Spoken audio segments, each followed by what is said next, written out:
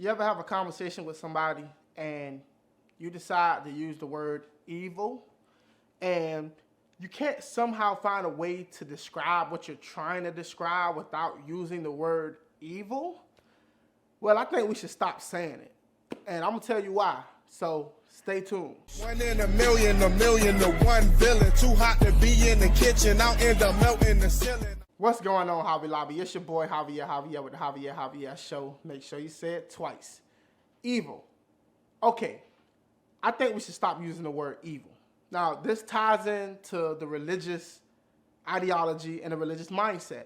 It's a very clear understanding that Christianity, well, some people would say Judeo-Christianity, has played a major role in the development of our society. I might differ with you about how much and to what extent, especially when it comes to government, but with that aside, it's so ingrained in our society that we have the word and the concept called evil, to the point where people who don't believe in Christianity or people who don't follow any religion, Judaism, Islam, Buddhism, whatever the case may be, that we somehow find ourselves using the same exact word. Well, how do you explain the problem of evil? What about evil? You know, can God be evil? Like the video I made. But I keep finding myself in a situation where that word repeats itself in my mind. And when I try to describe certain things, I can't actually formulate what I'm trying to say without using that word. Now, when people hear the word evil, I think most people take this approach. Well, it's something very, very, very bad that we can't account for or explain. Maybe in a supernatural sense. But I want to move away from the word evil. And the reason I want to move away from the word evil is because I really think that we got to find a better word to describe good things and bad things without appealing to some kind of supernatural spirit or some kind of unseen or unknown thing that moves and make things happen outside of our actual intentions, right?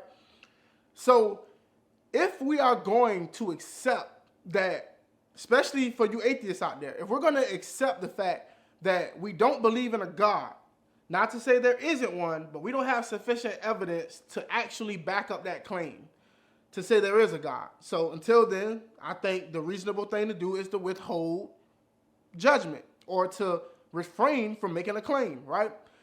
But we have to find a way to shape language in a way that actually describes something more specific that we can prove exists. Now, some people could say we use the word good and bad.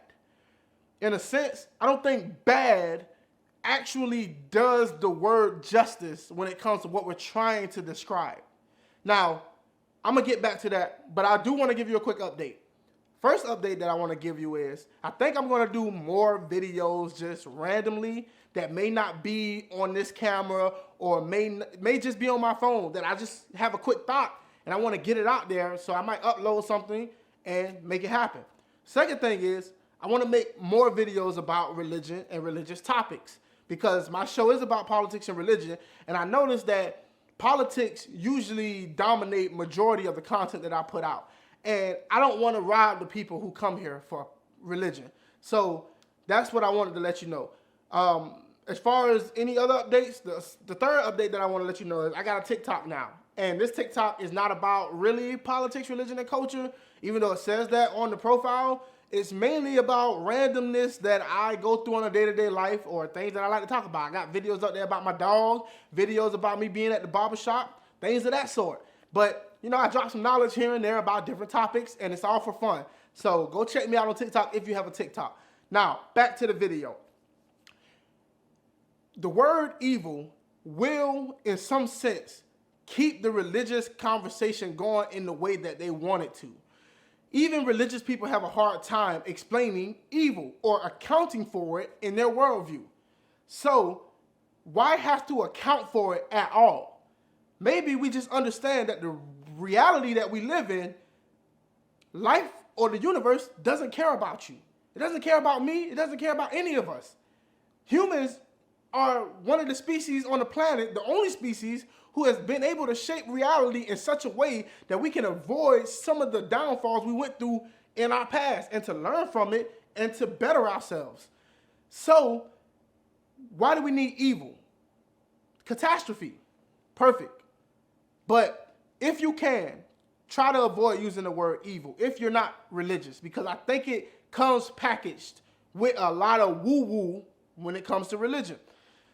That's what I want to talk about. So you tell me your thoughts. Do you think the word evil is appropriate from an atheistic perspective in a world where atheism is growing and there are other faiths who don't necessarily believe in the same concept as evil?